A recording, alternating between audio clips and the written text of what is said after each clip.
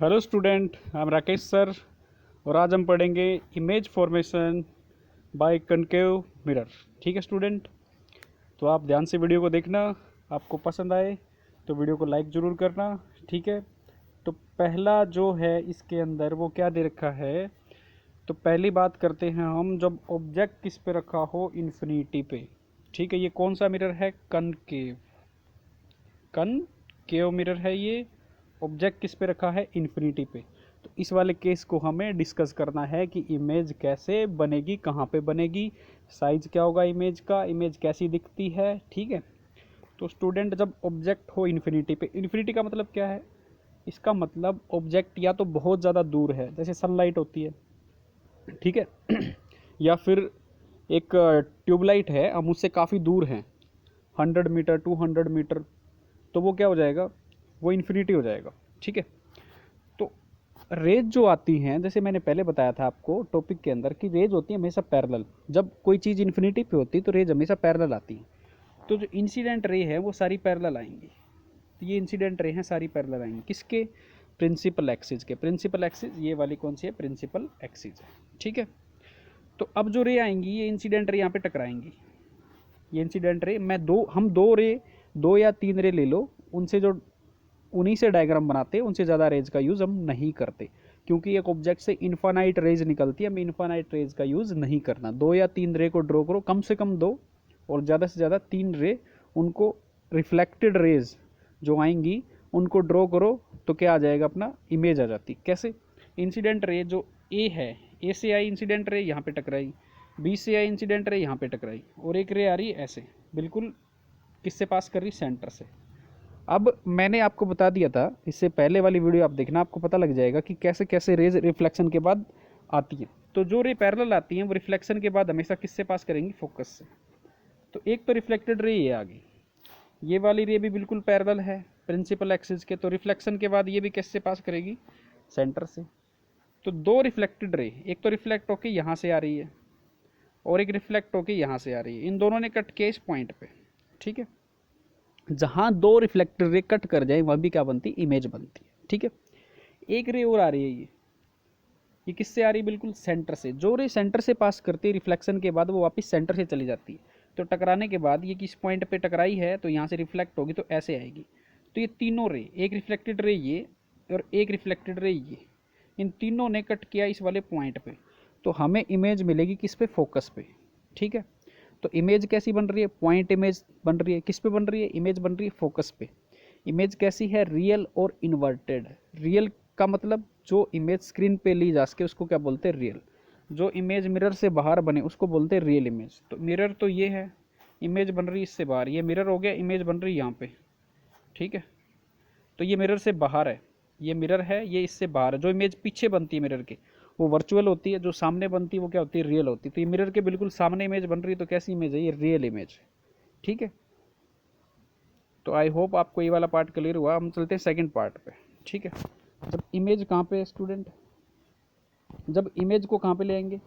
जब इमेज को ले आएंगे सेंटर के पीछे। किसके पीछे? सेंटर के पीछे। तो ये कौन सा केस है? इमेज बिहाइंड सी, सॉरी ऑब्जेक्ट बिहाइंड सी। तो ये वाला केस है वो सेकंड केस। ऑब्जेक्ट को किसके पीछे रखा है? सेंटर के पीछे। तो ऑब्जेक्ट को सेंटर के पीछे रख देते हैं। तो ऑब्जेक्ट सेंटर के पीछे, ए भी हमारा ऑब्जेक्ट है, ये किसके पीछे? सेंटर से पीछे। ठीक है स्टूडेंट, ये सेकंड वाला केस है। तो मुझे पता है एक रे तो बिल्कुल पैरेलल जाएगी, ऐसे ड्रॉ करना ही करना है, क्योंकि पैरेलल रे भी होती है, बहुत सारी इनफाइनाइट रेज निकलती हैं, पैरेलल भी अनपैरेलल भी। तो एक रे तो ऐसे सीधी जाएगी जो रेस पैरेलल जाती है प्रिंसिपल एक्सिस की, और टकराने के बाद कैसे होती है? रिफ्लेक्शन के बाद किससे पास करेगी? फोकस से। तो किससे पास कर जाएगी? फोकस से। अब एक चीज़ और है, एक रे ऐसे जा रही है, ये इंसिडेंट रे है। जो रे सेंटर से जाती है, क्योंकि ये इंसिडेंट रे सेंटर से पास कर रही है, ये इस पॉइंट पे यहाँ पे टकराई, ये वापस इसी से पास करेगी रिफ्लेक्शन के बाद। रिफ्लेक्शन के बाद भी सेंटर से ही पास करेगी। जो इंसिडेंट रे सेंटर से पास करती है, रिफ्लेक्शन के बाद भी वो सेंटर से ही वापस आती है। ठीक है, तो एक तो रिफ्लेक्टेड रे ये आ गई यहाँ से, और एक रे जो ये सेंटर से पास कर रही है ऐसे, क्योंकि सेंटर सामने, हम इससे रे पास करवा सकते हैं। तो एक रे मैंने ऐसे पास करवा दी यहाँ से। तो ये रे सेंटर से आई है, इंसिडेंट रे वापस किससे जाएगी? सेंटर से ही जाएगी, क्योंकि इसका आई भी जीरो और आर भी जीरो। इससे पहले वाली वीडियो में मैंने डिस्कस कर रखा है कि आई और आर यहाँ पे जीरो क्यों आते हैं? जब रे सेंटर से पास करती है। ठीक है स्टूडेंट, तो यहाँ पे इंटरसेक्ट कर गई है, ठीक है। ये रिफ्लेक्टेड रे, एक रिफ्लेक्टेड रे ये और दूसरी रिफ्लेक्टेड रे ये, दो रिफ्लेक्टेड रे इस पॉइंट पे कट कर गई। तो ये क्या बन जाएगी स्टूडेंट, ये इमेज बन जाएगी। इसको इससे जोड़ दो प्रिंसिपल एक्सिस से, तो ये बन जाएगी इमेज। अब इसका साइज़ क्या था, बहुत बड़ा, इसका साइज़ क्या बना, इससे छोटा, ठीक है। तो यहाँ पे क्या बोलेंगे हम, इमेज का साइज़ क्या है। सबसे पहले इमेज कहाँ पे बनी है, फोकस और सेंटर के बीच में। जो इमेज बनी है ए डैश बी डैश, इसको इमेज बोलेंगे। ये किसके बीच बनी, सेंटर और फोकस के बीच में। ऑब्जेक्ट कहाँ था, सेंटर के पीछे, ठीक है। कैसी इमेज बनी, इन्वर्टेड, ठीक है। ये ऊपर और ये कहाँ है, नीचे, तो उल्टी इमेज बनी, इसको क्या बोलेंगे, इन्वर्टेड इमेज, ठीक है। अब एक चीज़ और, इमेज बनी है बिल्कुल सामने, मिरर के पीछे नहीं बनी, तो कैसी इमेज है, रियल इमेज है। इसको स्क्रीन पे हम ले सकते हैं, ठीक है। तो ये कैसी इमेज हो जाएगी, रियल इमेज। और इसका साइज़ क्या है, ऑब्जेक्ट का साइज़ ज़्यादा है और इमेज का साइज़ क्या है, उससे छोटा है, ठीक है, स्मॉल साइज। अब चलते हैं दूसरे वाले पार्ट में। अब बात करते हैं इसकी। ऑब्जेक्ट रखा है सेंटर के ऊपर, किसके ऊपर, सेंटर के ऊपर। ये वाला थर्ड वाला केस, ऑब्जेक्ट किस पे है, सेंटर पे। तो ए बी को मैंने किस पे रख दिया, सेंटर पे। अब स्टूडेंट एक रे हमेशा पैरेलल जाएगी, वो टकराएगी, रिफ्लेक्शन के बाद किससे पास करेगी, फोकस से। तो ये रे तो एक होगी रिफ्लेक्टेड रे, ठीक है। अब मैं रे सेंटर से पास नहीं कर सकता क्योंकि ऑब्जेक्ट सेंटर पे ही रखा है। अब सामने कौन है, फोकस, तो एक रे किससे पास करा दो, फोकस से। तो ये रे फोकस से पास हुई, टकराने के बाद क्या हो जाएगी, पैरेलल हो जाएगी, ठीक है। तो ये दो रिफ्लेक्टेड रे, एक रिफ्लेक्टेड रे ये और एक रिफ्लेक्टेड रे ये, इन दोनों ने कहाँ इंटरसेक्ट किया, इस वाले पॉइंट पे। तो यहाँ पे क्या बन जाएगी स्टूडेंट, इमेज बन जाएगी। इसको किससे ज्वाइन कर दो, प्रिंसिपल एक्सिस से, ठीक है। तो इमेज कैसी है, इमेज सेंटर पे ऑब्जेक्ट रखा है, इमेज भी किस पे बनी है, सेंटर पे। इमेज कैसी, इन्वर्टेड, क्योंकि उल्टी इमेज बनी है, ठीक है। सेम साइज की है क्योंकि दोनों का साइज इक्वल है, ठीक है।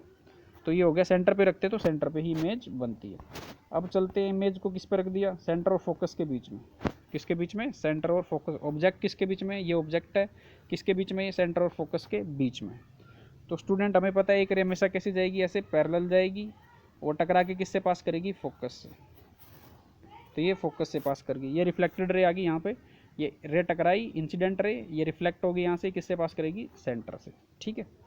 अब यहाँ से एक रे ऐसे जा रही है, ये टकराई और ये किससे पास करेगी, सेंटर से, ठीक है। ये ऐसा क्यों हुआ, क्योंकि स्टूडेंट ये रे इंसिडेंट रे सेंटर से ही पास कर रही है। इंसिडेंट रे, ये जो रे है ये इंसिडेंट रे सेंटर से पास कर रही है, रिफ्लेक्शन के बाद भी किससे पास करेगी, सेंटर से ही पास करेगी। तो इस वाले पॉइंट पे आके दोनों क्या कर जाएंगी, कट कर जाएंगी। एक रिफ्लेक्टेड रे यहाँ से आई, दूसरी रिफ्लेक्टेड रे यहाँ से आई, तो यहाँ पे क्या बन जाएगी, इमेज बन जाएगी, ठीक है। तो इसको इससे मिला दो, ये क्या आ जाएगी, इमेज आ जाएगी। तो इमेज क्या बनेगी, ए डैश बी डैश। ऑब्जेक्ट क्या है, स्मॉल साइज है, इमेज का साइज क्या है, लार्ज, ठीक है। इमेज कहाँ बनी, बिहाइंड सी, सेंटर के पीछे। ऑब्जेक्ट कहाँ रखा है, सेंटर और फोकस के बीच में। इमेज कैसी है, रियल इन्वर्टेड, ठीक है स्टूडेंट। अब चलते हैं नेक्स्ट पार्ट पे। इसमें क्या है, ऑब्जेक्ट को रख दो फोकस पे। किस पे रख दो स्टूडेंट, ऑब्जेक्ट को फोकस पे। तो ऑब्जेक्ट रखा है फोकस के ऊपर। अगर ऑब्जेक्ट फोकस के ऊपर है तो मुझे पता है एक रे तो ऐसे जाएगी और वो टकरा के किससे पास करेगी, फोकस से ही पास करेगी, ऐसे पास कर जाएगी। और एक रे जो सेंटर से आ रही है, इंसिडेंट रे, ये सेंटर से आ रही है, इंसिडेंट रे, ये रे ऐसे बढ़ाऊंगा और इसको पीछे बढ़ाऊंगा तो ऐसे लगेगा कि सेंटर से ही आ रही है। और जो रे सेंटर से आती है वापस रिफ्लेक्शन के बाद यहाँ पे आके टकराएगी इस वाले पॉइंट पे और यहाँ से रिफ्लेक्ट होगी। तो जो रे ऐसा लग रहा है कि सेंटर से ही आ रही है, तो जो रे सेंटर से आती हमें दिखती है वो वापस किससे पास करती, सेंटर से। तो ये सेंटर से ही पास करेंगी। अब ये दोनों रे रिफ्लेक्टेड रे, एक रिफ्लेक्टेड रे ये और एक रिफ्लेक्टेड रे ये कभी भी इंटरसेक्ट नहीं करेंगी। तो हम मान के चलेंगे कि ये रे इंटरसेक्ट करते हैं किस पे, इन्फिनिटी पे। तो ऑब्जेक्ट किस पे रखा, फोकस पे, इमेज किस पे बनेगी, इन्फिनिटी पे, ठीक है। कैसी बनेगी, रियल इन्वर्टेड, क्योंकि ये मिरर से पीछे नहीं बन रही, कहाँ बन रही, मिरर के आगे। तो जो मिरर के आगे इमेज बनती है उसको क्या बोलते हैं, रियल, और उल्टी बनती है इसको क्या बोलते हैं, इन्वर्टेड इमेज, ठीक है स्टूडेंट। ये वाला केस यूज होता है किसके अंदर, टॉर्च लाइट के अंदर। कनकेव मिरर का यूज होता है टॉर्च लाइट के अंदर। वो कौन सा केस है, ये वाला केस है। हम क्या करते हैं इसके अंदर हम यहाँ पे बल्ब रख देते हैं, यहाँ पे फोकस पे बल्ब रख देते हैं। ये है हमारा मिरर। कनकेव मिरर किस में डिजाइन होता है, कार में, बस में, ट्रक में जो लाइट होता है व्हीकल का, वो किससे बना होता है, कनकेव मिरर का। यहाँ पे हमने रख दिया बल्ब ए बी, छोटे साइज का। ये मिरर लगा होता है, लाइट रे से टकरा के रिफ्लेक्ट होती है, फिर कैसी हो जाती है, स्ट्रेट। तो आपने देखा होगा टॉर्च लाइट बिल्कुल स्ट्रेट होती है।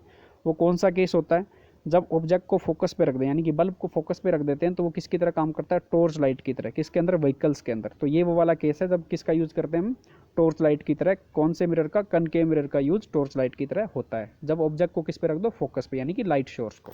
ठीक है स्टूडेंट, अब चलते हैं आगे, नेक्स्ट वाला लास्ट केस बच गया।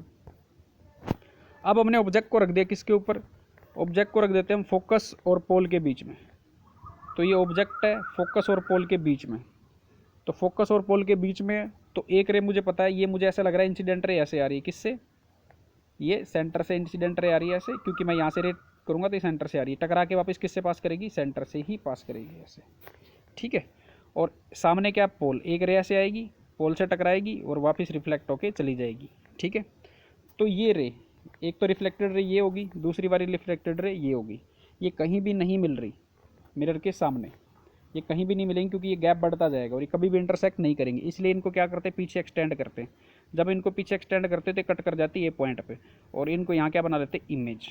जब हम रे को खुद एक्सटेंड करें और फिर इमेज बने तो उसको बोलते हैं वर्चुअल इमेज।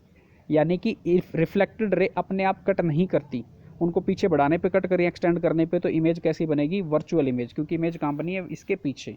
ये वाला केस यूज़ होता है किसके अंदर, सेविंग मिरर के अंदर। कौन से मिरर का, कॉनकेव मिरर को सेविंग मिरर की तरह यूज़ करते हैं। कब, जब हम बिल्कुल उसके पास आ जाते हैं सेविंग करने के लिए। तो हमें क्या दिखता है, हमारे फेस का साइज़ बहुत बड़ा दिखता है। ये देखो, ये साइज़ लार्ज दिख रहा है किसके कंपैरिजन में, ऑब्जेक्ट के कंपैरिजन में। तो इसका यूज़ होता है सेविंग मिरर के अंदर। जब हम बिल्कुल पास आ जाएंगे मिरर के, तो हमें अपनी जो बियर्ड है उसका साइज़ क्या दिखता है, लार्ज दिखता है। ठीक है, तो कॉनकेव मिरर का यहाँ पे यूज़ हो जाता है। तो आई होप स्टूडेंट आपको समझ में आया। कोई डाउट हो कमेंट बॉक्स में आप हमसे पूछ सकते हैं।